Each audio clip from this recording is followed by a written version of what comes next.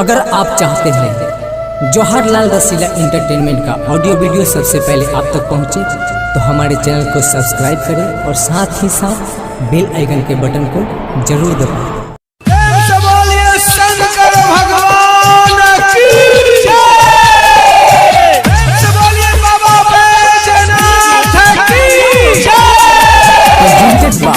Rasila music mix by Monu Nigam.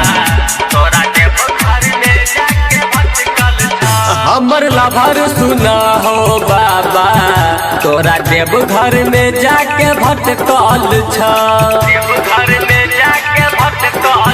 हमर जान सुना हो बाबा तोरा देव घर में जाके भटकल छ। कोना के करब पूजा हो, कोना के करब पूजा हो, यह बात दिल में है खटकल छ। हमर जान सुना हो बाबा तोरा देवा घर में जाके भटकल छ। हमर लभर सुना हो बाबा तोरा देव घर में जाके भटकल छ। कोना के करब पूजा हो, कोना के करब पूजा हो, यह बात दिल में है खटकल छ। हमर जान सुना हो बाबा तोरा देव घर में जाके भटकल छ। रसीला म्यूजिक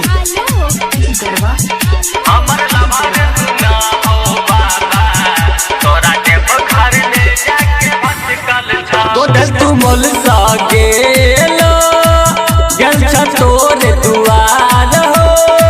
कोना के कहबा सबन में बाबा लगल छ बारा भीड़ हो। गोदल तुमल सा गेलो गल छ तोर दुआर हो।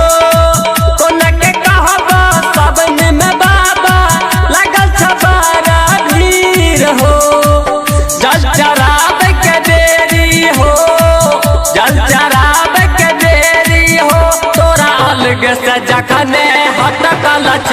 हमर जान सुना हो बाबा तोरा देव घर में जाके भटकल छ। Presented by Rasila music mix by Monu Nigam.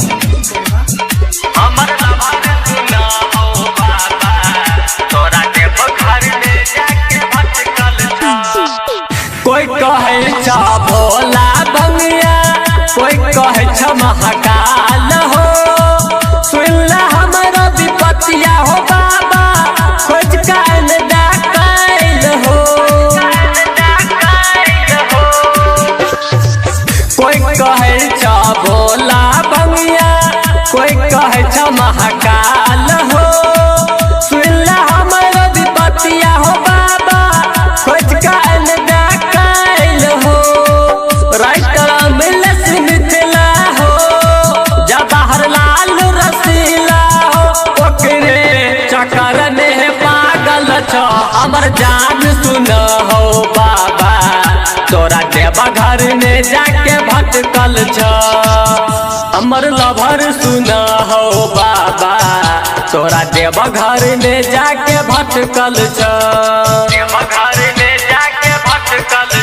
हमर जान सुना हो बाबा तोरा देवा घर में जाके भटकल छ। कोना के करब पूजा हो, कोना के करब पूजा हो, यह बात दिल में खटकल छ। हमर जान सुना हो बाबा तोरा देवा घर में जाके भटकल छ। हमर लभर सुना हो बाबा तोरा देवा घर में जाके भटकल छ। कोना के करब पूजा हो, कोना के करब पूजा हो, यह बात दिल में है खटकल छ। हमर जान सुना हो बाबा तोरा देवा घर में जाके भटकल छ।